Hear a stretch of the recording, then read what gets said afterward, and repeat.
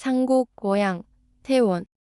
여루당군 제위 33년 정사 당기 1970년, BC 364년에 연나라 사람들이 패한 뒤에도 연운도 애주둔하면서 배를 만들어 장차 쳐들어오려 하였다. 오문원이 추격하여 대파하고 그 장수를 쏘아 죽였다.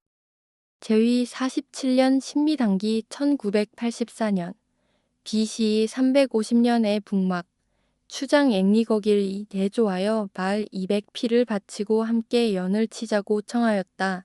이에 번조선 소장 신불사로 하여금 병사 1만 명을 거느리게 하시니 연나라 상곡을 함께 공격하여 함락하고 성읍을 설치하였다. 당군세기 본문 내용에서 연운도는 연주 즉 연나라 지역과 운주를 말하는 것으로서 연주와 운주를 합치어 연운지역이라 하면 연운 16주의 어원이 되는 것이다. 그런데 당군세기에서는 한자를 조작하여 연운도라는 한 개의 섬으로 만든 것으로 판단된다. 운주는 구름이 많은 지역 혹은 구름 위의 지역으로 이름 붙여진 곳으로서 조선의 홍주목 관할의 대응현 등이 운주에 속하는 것으로 지리지에 기록이 되어 있으며 또 평로치청 절도사 이정기가 당나라 운주를 침략한 사실을 기록하고 있는데 그곳이 이곳 운주성이며 운주성은 지금의 티벳 지역이다.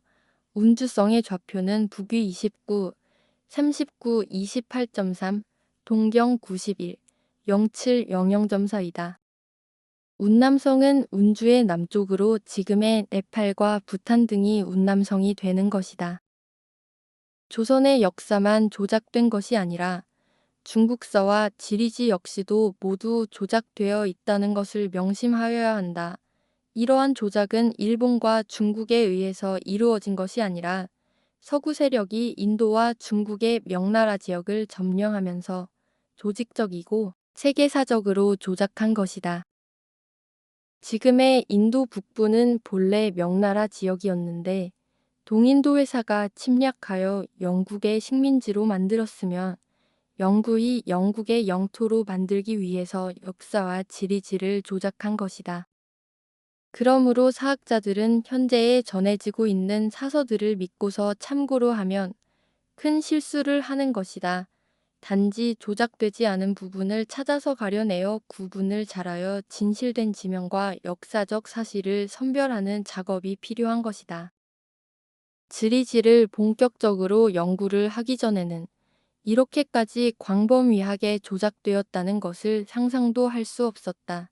그런데 연구를 진행하면서 조선사, 중국사, 아시아 역사를 넘어서 세계사를 조작하였다는 것을 발견할 수 있었다. 이러한 광범위한 조작은 중국과 일본이 할 수 있는 것이 아니며 그 뒤에 거대한 세력이 있다는 것을 알게 되었다.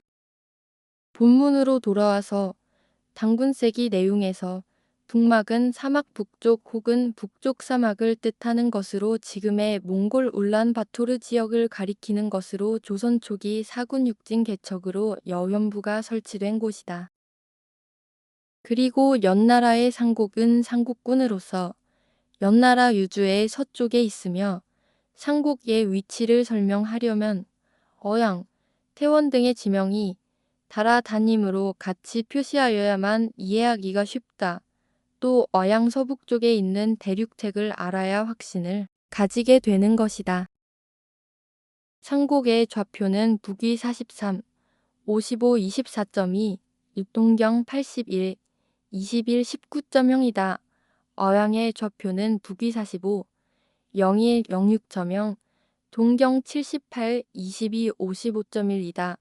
어양의 이름은 대륙택에서 고기를 잡는 것과 연관이 있어 보인다. 대륙택 근호양군의 서북쪽에 있는 큰 호수인데 좌표는 북위 46, 20, 32.0, 동경 74, 27, 33.8이다. 그런데 택의 한자를 연못택에서 가릴택로 조작한 것으로 나타난다. 이렇게 조작된 한자들이 무수히 많다는 것을 알아야 한다. 태원, 예좌표는 북위 43, 15 40.0, 동경 76, 58 01.7이다. 태원은 진나라가 점령하여 진양으로 이름이 바뀐 것으로 기록되어 있다. 지금의 카자흐스탄 알마티이다. 악양은 진양 태원의 서쪽에 있으며 좌표는 북위 42, 49 58.7, 동경 74, 35 24.4이다. 지금의 키르기스스탄 비슈케크이다.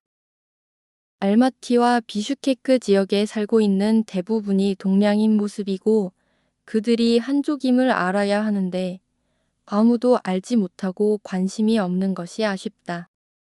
지리와 역사는 조작을 하였지만 수많은 사람들의 민족 대이동은 강제로 이루지 못하였던 것으로 판단되고 그 결과로서 아직도 태원, 악양, 어양에 거주하는 동양인들은 대부분의 한족이라는 것을 짐작할 수 있다. 많은 학자들이 고구려가 연나라의 태원을 공격한 것은 불가능하다고 주장을 하면서 그 주장의 위치가 지금 중국의 북경을 지나서 있다는 것으로 설명을 하고 있는데 참 우스운 이야기다. 그들이 주장하고 있는 지금의 북경은 조선의 북경으로서 한성부이며 자금성이라고 알고 있는 것이 조선의 명례궁이라는 것을 언제쯤 모두가 알게 될런지 그때까지 열심히 연구를 해야 된다는 책임감으로 받아들여진다. 하지만 너무나 어려운 상황이다. 왜냐하면 한반도 조선에는 역사 조작의 부역자들이 너무나 많으며 그들은 상위 1%에 해당하는 기득권이고 지배자들이다. 그들은 일본과 합세하여 역사를 조작하였으며 한반도에 새 나라를 만들면서 토지를 사유화하고 사학재단을 만들어 학교를 설립하고 기독교와 불교의 종단을 만들어 사유화하였고 한반도에는 없었던 회사를 설립하여 재벌 경제인을 만들었고 언론이 없던 새나라 한반도에 신문사를 만들었고 이렇게 대륙에 있던 조선의 모습을 복사하여 가짜로 만든 모든 기관들이 기득권이고 지금의 한반도 조선을 지배하고 있는 것이다. 그들이 일본에 협조하여 얻은 것은 토지의 사유화로서 이루어진 재산이며 옛 조선은 지금의 중국과 같이 토지에 대한 경작권 혹은 사용권만 있었지 소유권은 없었다. 그런데 일본이 한반도 이주를 전제로 토지의 소유권을 주기로 한 것이다. 그래서 일본에 부역하고 한반도로 넘어와서 토지를 소유하게 된 사람들이 지금의 한반도 기득권층이다. 기득권의 어원 역시도 한반도에 먼저 이주하여 얻은 권리자들 뜻하는 것이다. 그런데 역사의 진실이 밝혀지면 그들의 치부가 밝혀지고 나라를 팔아먹은 사람들로 낙인이 찍히고 그들이 소유한 부동산에 대하여 회수하라는 국민들의 아우성은 한반도에 메아리 칠 것이다.